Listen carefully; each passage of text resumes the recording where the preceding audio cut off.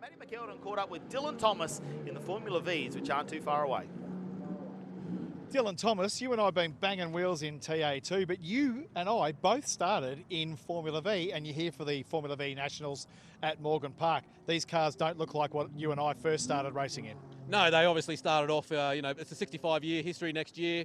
They started with old drum brakes, steering box, pretty rattly old thing. If you look in the steering wheel, they've, analog gauges, your phone dash for your stopwatch, and then you look at the more modern cars, and you've got like inboard suspension, you've got much more modern technology, better finishes, obviously more streamlined.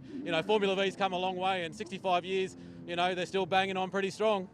I don't think anything's changed as much as the cars, but the fun remains massive. Well, as you said, we've been racing these for a lot of years, and I haven't done it for a few years, but the close quarter racing, it's hard to surpass how many cars you can get three wide into, like fast corners, slipstreaming's massive, really good fun cars to drive, and very economical, like probably about a tenth of the price of a TA2 for a weekend.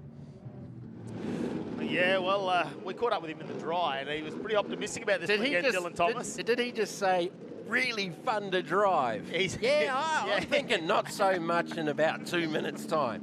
When you're sitting in a puddle of rain and you're getting around there, the Formula Vs, look, they've really stood the test of time, haven't they, as they get around. A few little modifications over the years have updated them. Obviously, the old 1200 Volkswagen engine, rarer and rarer. They moved to the 1600. Still got the same sort of gearbox setup in the back. They turn them round to an axle. Nice little suspension package on them as well. The chassis they sit in, you can buy it already done from the guys or in a kit and put it together. And it also means if there's any damage to that, you can replace those sections. So it is an economical way to get into open wheeler racing as well. I was talking to Dylan on a side note a little bit earlier. He said, I used to be able to do this on a real budget. What it would cost me to run one race in like a TA2, I could run the year for in here. Let's have a look at the highlights from race one, though, of the Formula V. Dylan Thomas got a great start in this one. And hey, we can see the racetrack. You can see, and this is 3 hours ago, so the conditions are quite different. It's a little bit bright, doesn't it? The clouds are over there, but there was some fantastic racing. Dylan Thomas got away early, fantastic start from him. Didn't last long though, because within the first lap they were all chasing him down. There was a couple of moments there. Of course, we saw the 71 go off the track, and a bit of an excursion there for Robert Lisson.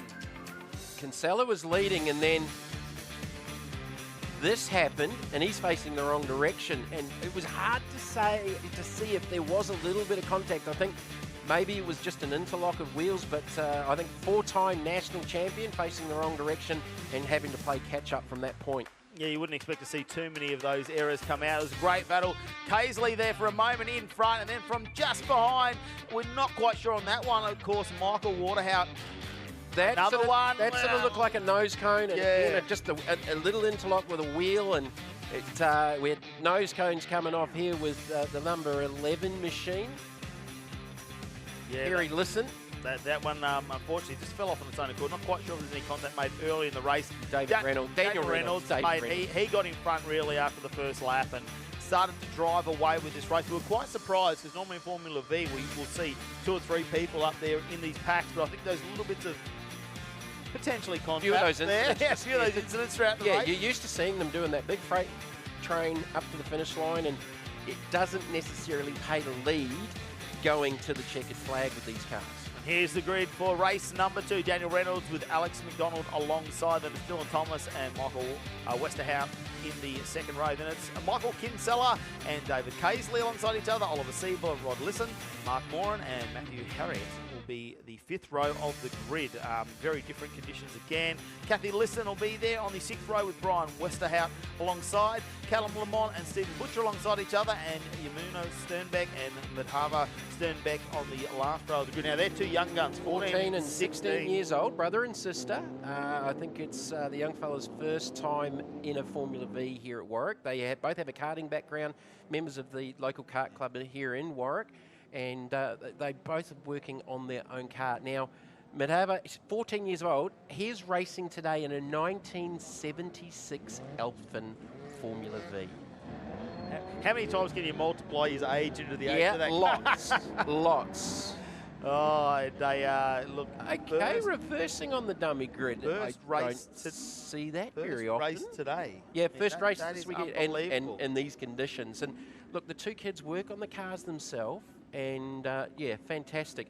One of the things about Formula V, Matt, is basically wherever you race cars anywhere in the world, there will be a Formula V class.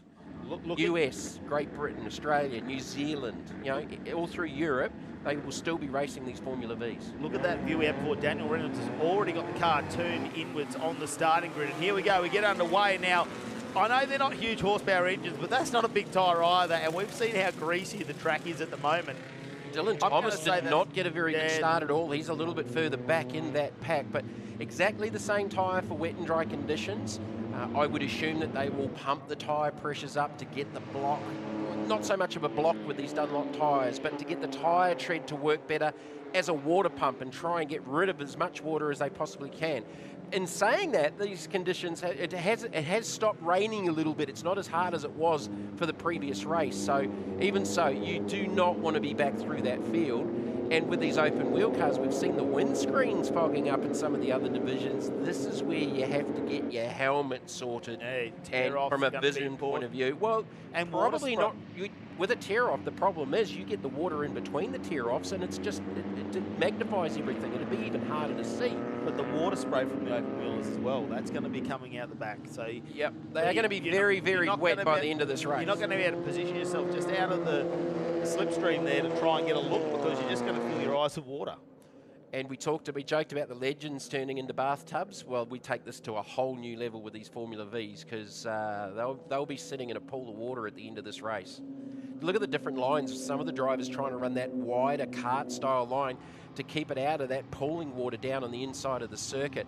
You definitely don't want to be back through the field in this one. It is just such treacherous conditions. You might just be trying to look for some vision as well. Yeah, it could be. You know, like with the amount of water spray that's coming up, if you can just get to the side a little bit, you'd rather see where you're going.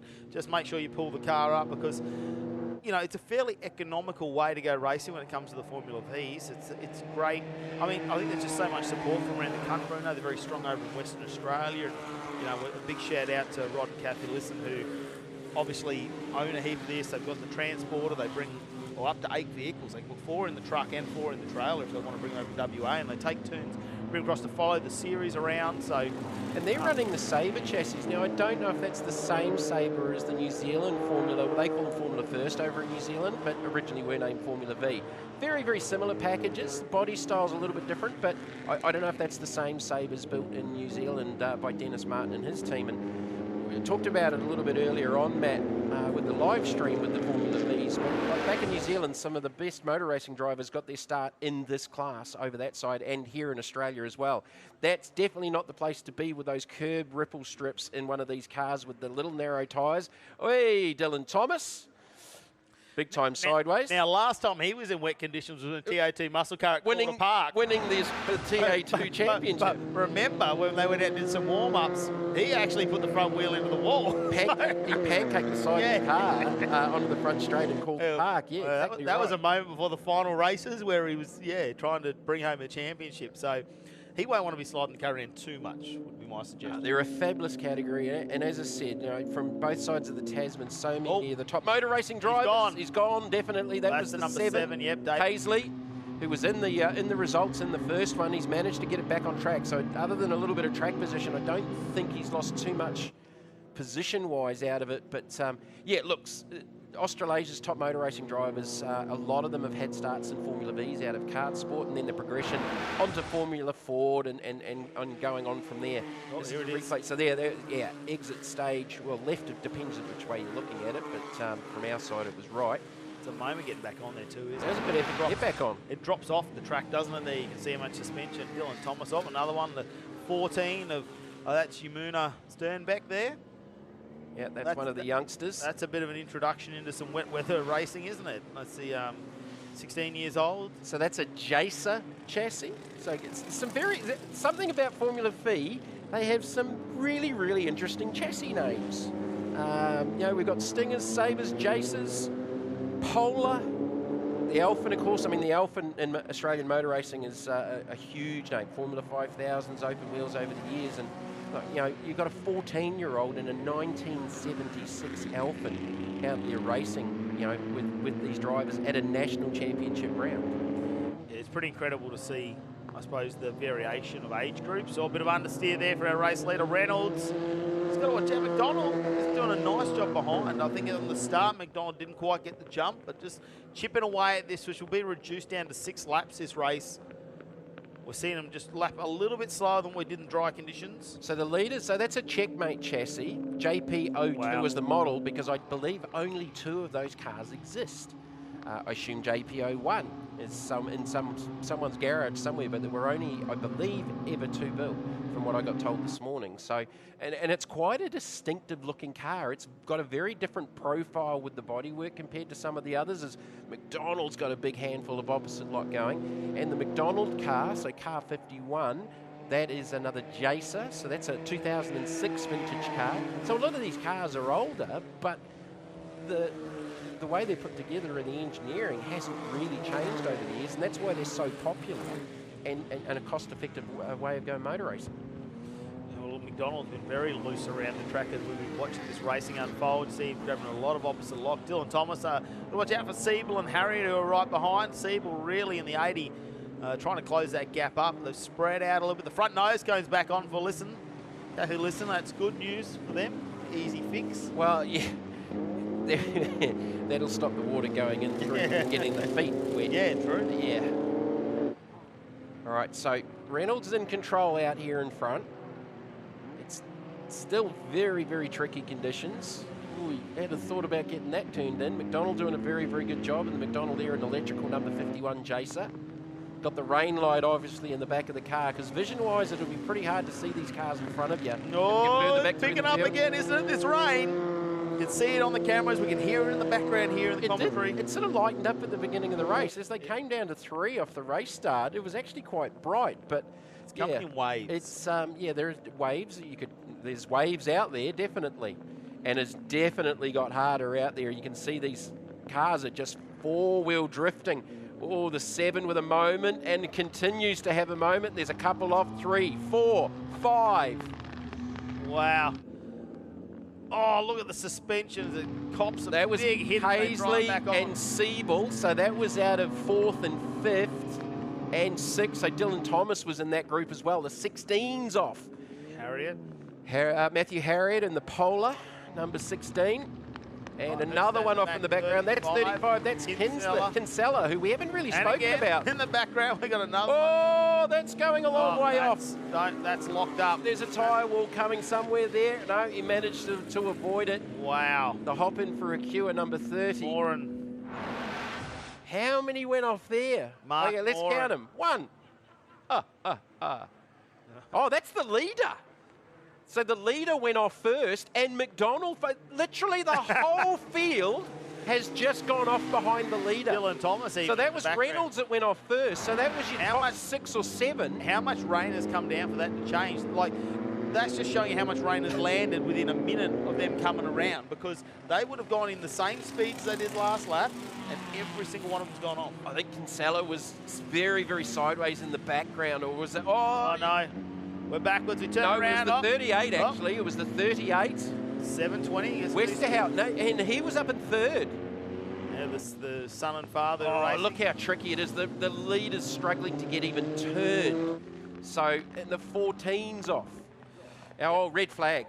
Yeah. Red flag. Okay, so that's it conditions, is. that tells me. It's hammering. You never know if there's any oil out there as well, because a little bit of oil in this rain. We saw some oil dropped in the dry conditions yesterday and today, and we know when the wet comes, that starts to seep out of the bitumen as well. So there's some hairy moments there. Red flag here in the Formula V race number 2 for the weekend. It was Reynolds who was leading us in the 78. He had a big moment, but it was the top 6 that followed him off the track too, and they all went for a bit of an excursion out on the grass. But red flags out at the moment will bring the end to this race number 2 for the Formula V's here for round 2 of the High-Tech Oils Super Series at Morgan Park Raceway. The weather, well, is not being friendly with us. It held out this morning against all of the predictions, and we thought maybe it's gone around us. We might have got lucky here. My rain dance didn't work. Sorry. Well, it did. It only brought it. It didn't send it away, Oh, the Jamie. anti-rain You've done the Sorry. wrong rain dance. Dance. Yes. So- Look at the amount of dirt on the side of the cars. If they don't restart this, because they've done 4 laps, which would have been a scheduled 6 with the amendment with the conditions. So does that constitute a race result, or they're going to park them down on the grid and just maybe see if this lightens up a little bit? But yeah, you're right there, Matt, with what you were talking about. Literally within the space of probably half a lap, we went from the leader and that looking pretty comfortable and McDonald in second to the next vision, a half lap later, the whole field pretty much going off at the same time. Here we go. Let's have a look at how the results have come in after this red flag. Daniel Reynolds in the 78 will get 2 wins from 2 races. Alex McDonald in second. Dave Casely will end up in third. Michael Westerhout in fourth. Dylan Thomas fifth. Then it's Oliver Siebel, Matthew Harriott, Michael Kinsella, Stephen Butcher, and Rod Lisson in 10th position, doing all that driving around the country. Kathy Lisson behind him, and it's Callum Lamont in 12th, Mark Moran in 13th. Brian Westerhouse, the dad of the 2 that are here this weekend, and then Humana Sternbeck and Madhava Sternbeck will be 15th and 16th, and unfortunately we did see Humana have a little bit of a moment as well in these tricky conditions here, but the rain has definitely got much heavier, and that is why we've got the red flag out on track for these open wheelers. I mean, there's a lot of spray, they've got no windows, there's nothing there to stop them going, and have a look at the oil there as well, coming out of the bitumen and flowing down there, making the conditions even slipperier. Well, the Formula RX8s aren't too far away.